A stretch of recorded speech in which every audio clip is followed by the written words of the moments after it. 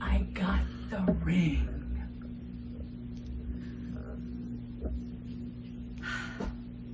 Yeah, so as you guys know, I got the ring on my last episode, but now I'm becoming an expert at it. Oh my gosh, it is so amazing. Yes, the ring thing, that's what I'm calling it, the ring thing, is great. At first, when somebody comes onto my property, it's like Tinkerbell has come, right? Chime, chime, chime. Ooh, it's kind of hard it's like a wind chime, but it's so cool. And it records everything. Aiden and I recorded a cat last night on our patio. Oh, we also watched our Amazon grocery delivery driver come with a laundry basket with our groceries. Yeah, like a laundry basket, and we watched him unload it. So we are having a lot of fun with this ring thing, and Aiden and I are both very safe now.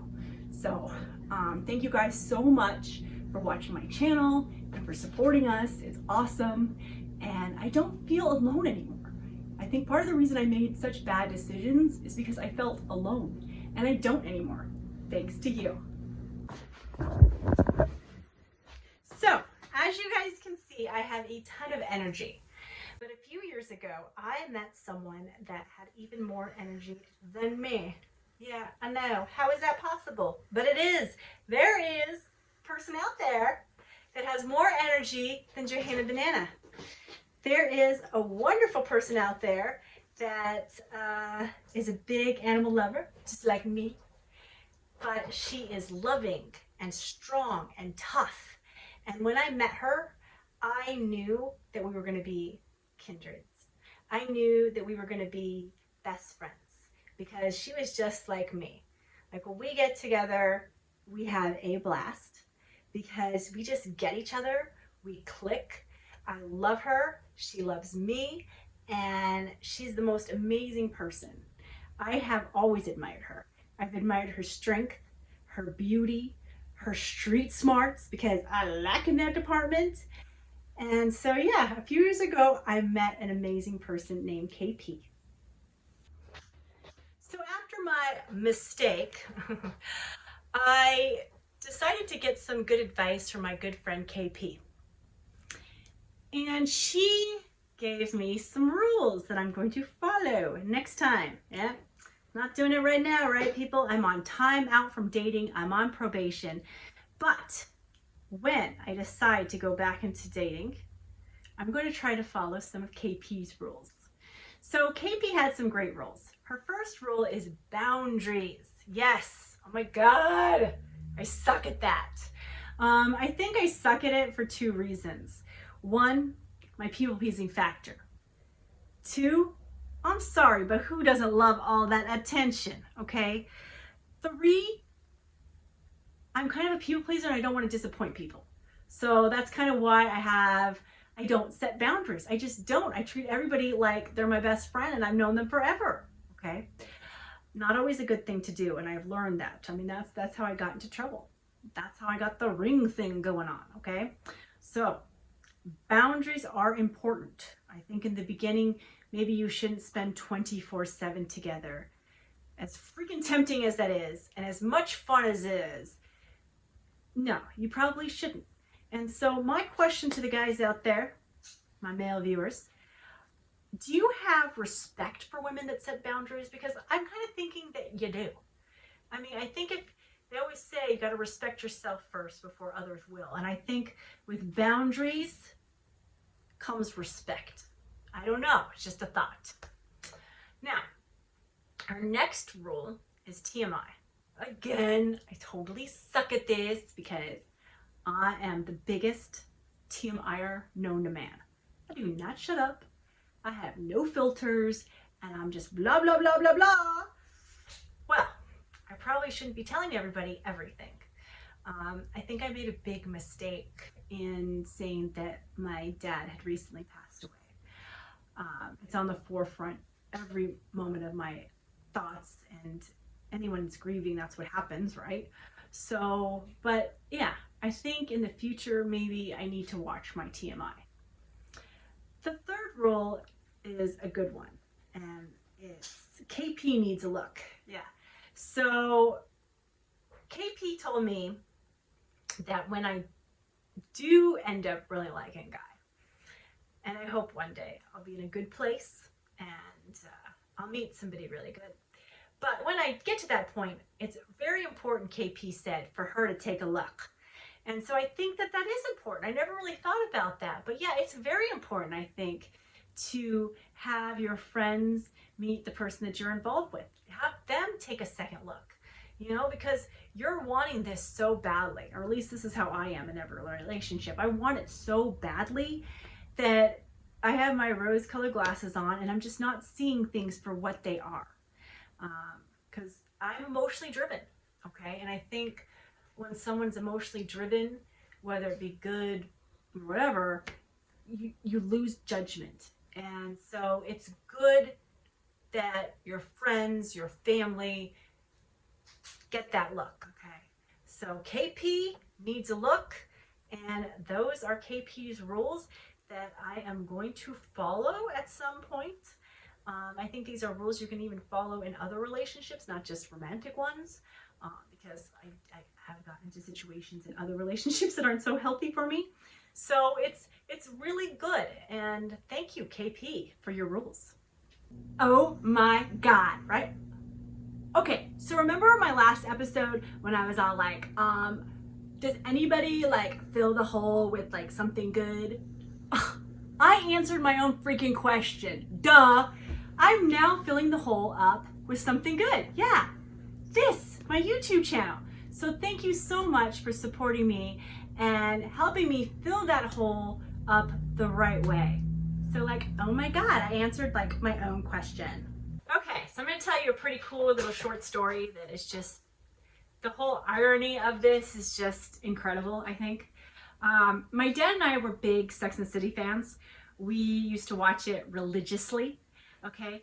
And he even bought me the Sex and the City game. It was a trivia game. It came in this like pink tin box. I don't know what happened to it. I haven't found it. But I would beat him every time in that game. Yeah, we even watched the movies. And this kind of ties in back to KP's rules and boundaries. I grew up in a household that we can kind of talk about everything. The good, the bad, the ugly, the nasty, the oh no you didn't, okay? And I think that's kind of why I have issues with boundaries. I think because had a unique relationship with my dad, and we were very comfortable with each other. Like I said, how many people say, oh, my dad and I love Sex and the City and watched all the movies, right? And I have that same unique relationship with my son, Aiden. So I named Aiden after one of the Sex and the City characters, John Corbett. Aiden Shaw was the character name. And Aiden really is more of an Aiden than he is a Mr. Big. But my dad and I used to actually get into some great discussions, great debates over Aiden and Mr. Big. My dad was pro Aiden. Kind of good, I named Aiden, right? And I, of course, was all about Mr. Big. I loved Mr. Big. My dad would say, oh, Johanna, oh gosh, he treats Carrie so terribly. And he was right, he did, but he was hot, he had a driver, he had money, pull that car, and when that window would come down, oh my gosh, I would melt. So after my dad died, Ada and I decided to start watching the show because he had never seen the show that he was named after, where I found his name. And so we ended up watching the show, all of it, the movies, everything. And it was about like 3 months that we ended up watching that show for. And after that 3 months, we didn't know what to do. We're like, isn't that horrible? Like, you get so fixated on like your one show and you make it part of your life, right? Like, you can't wait to like get home, watch it. Anyways, it becomes part of your routine. And so when that was over, we didn't know what we were gonna do until Sex and the City and Just Like That came out, right?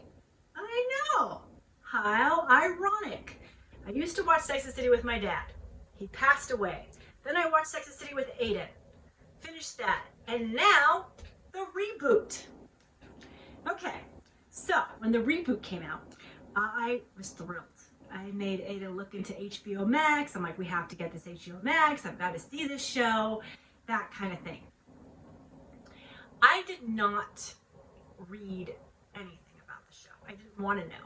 I mean, I kind of, the whole Kim Cattrall, Sarah Jessica Parker, I didn't care. Who cares? So when we decided to watch the first episode, I was so excited because I hadn't seen any of these characters in forever.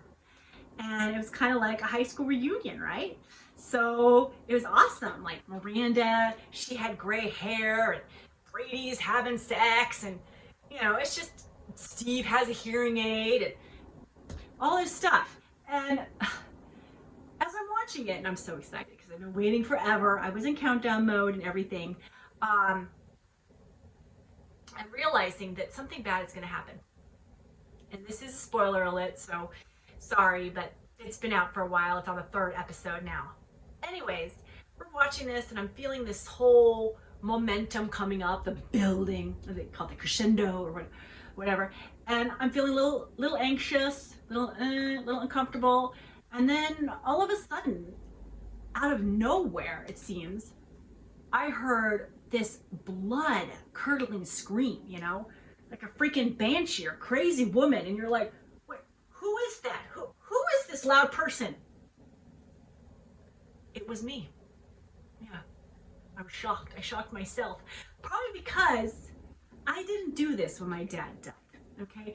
I didn't scream like a wild banshee or crazy person. I didn't.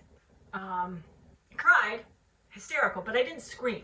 So when Big died, I don't know, I just screamed. I wasn't prepared, and I had to make it a rule that I couldn't watch. And that was that Sex and the City reboot on work nights. Yeah, it was so upsetting, but it was also so ironic because now I am grieving with Carrie. And her grief is a little bit different, but it's interesting because she's not eating. And I know everyone's like, that's the number one thing with grief is weight loss. And that's something that I did experience. I'm still experiencing it now. I lost 25 pounds when my dad passed away. He was my rock, my anchor, the one good guy in my life other than my son. And so, yeah, it's tragic. It wasn't tragic in and of itself because he had a great life, but it's a hard loss for me. And I've had to reevaluate things. And yeah. So anyways, that's my short story on Sex and the City. How flippin' ironic is that?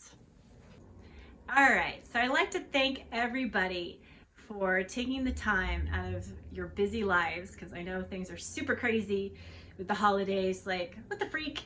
How can Christmas be on Saturday, right? Like, it's a week away? Yeah. So thank you all for watching my episode, taking that time out. And I am definitely feeling the support. I do not feel alone anymore. And that really helps. And that's all thanks to you guys. So thank you so much for watching. And please watch my next episode. Subscribe.